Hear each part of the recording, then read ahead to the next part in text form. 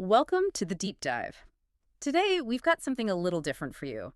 We've pulled together a fascinating stack of material 28 very detailed translation reports. That's right. And these reports all evaluate translations of the same short story.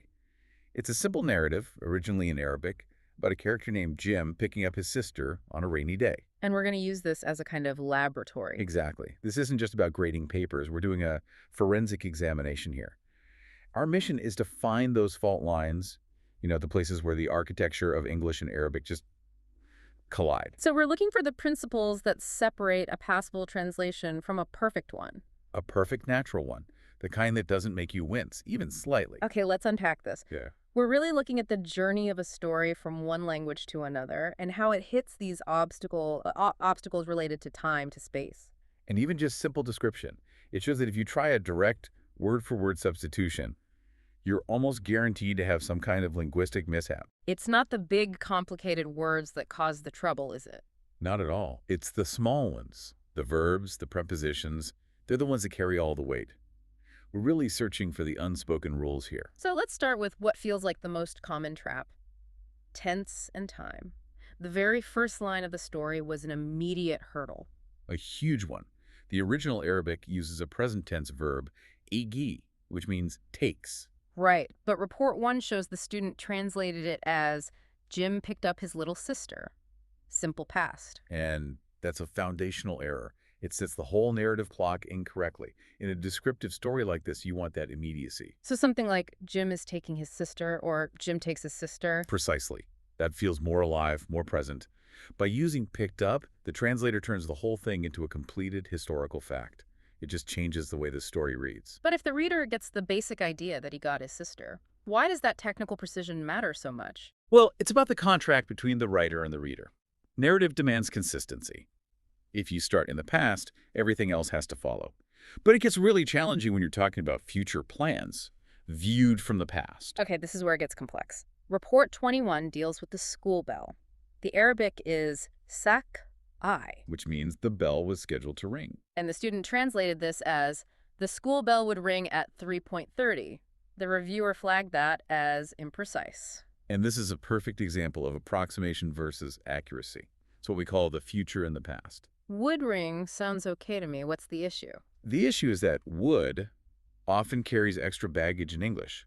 It can imply a condition, if this happened, it would ring, or it can mean a past habit. The bell would always ring at 3:30. Ah, I see. But the Arabic is more definite. Much more. It denotes a confirmed, scheduled intention. It was definitely going to happen. So to capture that, you have to use the more, cumbersome phrase. You do. Was going to ring is the most accurate match. Yeah. You're not just translating words, you're translating levels of certainty. Okay, let's switch gears a bit.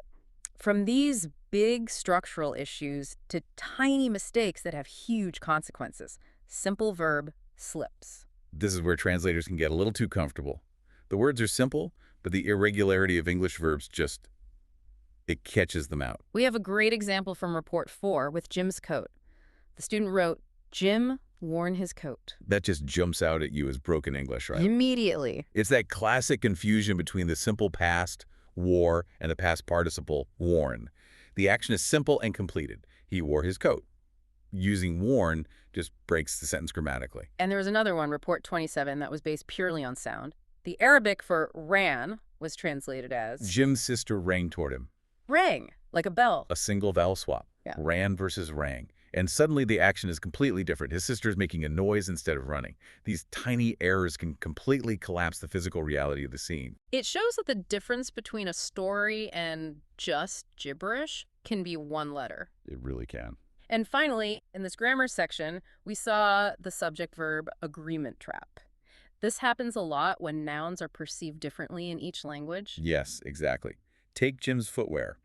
Report 11 noted the error. His rain boots was black. A classic mistake. Boots is plural in English, so it needs were. Right. But what's even more interesting is the counterexample in Report 13, which a student got right. That was the one about the jeans. Yes. In Arabic, jeans can be treated as a singular item. But the student correctly translated it as his jeans were blue. So they successfully ignored the source language's structure. And applied the strict English rule. Jeans is always a plural noun. It requires were. That takes some real mental gymnastics. And that transition from just mastering technical rules to mastering the native sound, that brings us to our next theme, the search for idiomatic precision. This is where you have to stop being a human dictionary and start, well, being a human being. If the grammar is right, but it still sounds stiff, it's a failure. Exactly. You've failed the authenticity test. Right. A prime example was the full of rain problem from Report 18. The Arabic describes the clouds as oui isyan. Which translates literally to it was full of rain. Grammatically okay, I suppose. But as the reviewer noted, it's completely unnatural. So why does full of rain fail that test? It's a concept called collocation.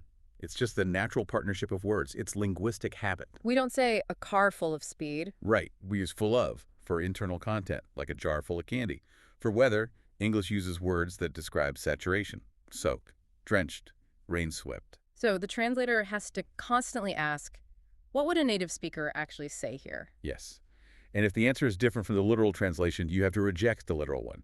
You use drenched, you sound like a writer. You use full of rain, you sound like a robot. We saw a similar thing with degrees of meaning. Report 16 highlighted the difference between similar and identical. A very subtle one.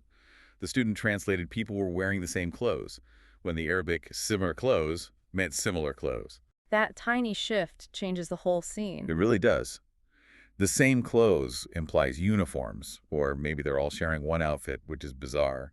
Similar clothes suggests a style, a type of clothing, that literal translation just intensified the meaning incorrectly. But let's look at a moment where a student really excelled. Report 26 noted an excellent word choice. Instead of were taken, they used escorted. That was fantastic. Escorted is so much stronger, more professional than a generic verb like taken. It conveys a sense of organized, supervised movement. So the translator didn't just translate the action. They translated the status of the action. That's a high level of thinking. Now, on the flip side of that precision is redundancy. Report 15 caught this perfectly. The student wrote, Jim looked around him. That last word, him. It's completely unnecessary. Totally. In English, the phrasal verb look around is self-contained. It already implies he's looking at his surroundings. Adding him just weighs the sentence down and signals that the translator was clinging too closely to the source text. Which is a perfect setup for our final area. Prepositions and word order. These tiny functional words are absolute tripwires. Oh, they're the quiet killers of fluency. Let's start with Report 10. The error was translating as he looked to his clothes. And I can see how that happens. It's just a direct swap of the preposition. It is, but the English meanings are totally distinct. Look at is about direct sight. Look to implies reliance or expectation. We look to our leaders for guidance. Exactly. The literal choice completely changed Jim's internal state from simple observation to desperation or something. We had a similar problem with spatial location in Report 23. The student translated he was at the front gate as he was in the front gate. And you immediately get this mental image of Jim trying to climb inside the gate itself. Right. We use in for being contained by something. For a specific point, a location you're waiting at, it has to be at. And one more of these tiny traps, Report 24. There were parents waiting besides Jim. That one little ends at the end changes everything. Beside means next to. Whereas besides means in addition to. So the sentence accidentally says that parents were waiting, and also Jim was waiting. It completely misses the simple geographical fact that they were standing near each other. These are high-stakes errors from tiny mistakes. So let's look at the final piece, which is flow and rhythm. Report 19 showed the need to preserve the degree of an action. Right. The Arabic used a comparative, oh, which means faster. And the student just put, Jim walked quickly. It's a structural sacrifice. The source text explicitly says he increased his speed. By using quickly, the translator lost that comparative degree. The intensity is gone. Faster was the only accurate choice. And finally, just the overall flow of a sentence. Report 28 gives a great closing example. The student wrote, walked together home. Which was corrected to walked home together. It's understandable, but it just sounds off. It's all about natural rhythm. English has strong preferences, and a good rule of thumb is place before manner. They walked home. That's the place together. That's the manner. The native speaker preference is just unmistakable when you hear them side by side. So after this deep dive, after looking at all these reports, the main takeaway for you, the listener, seems pretty clear. Translation isn't just about swapping words. Not at all. It's about adopting the underlying mindset, the rhythm of the target language. The best translations we saw, the ones that were flawless, were always simple, direct, and idiomatic. And the reports really do show that the most common hurdles are things like tense agreement and, crucially, avoiding that literal translation trap. Absolutely. The ultimate test is to ask yourself every single time, would a native English speaker, without thinking about it, actually say this sentence?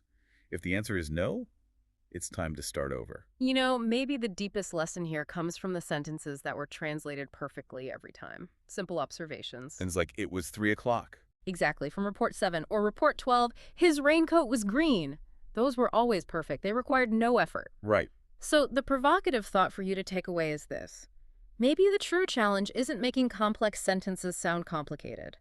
Maybe mastery is about applying that fundamental simplicity to everything else. Can you make the most nuanced action sound as effortless and as simple as saying it was 3 o'clock? That's the high bar. That's true fluency. Until the next dip dive, keep learning. أهلا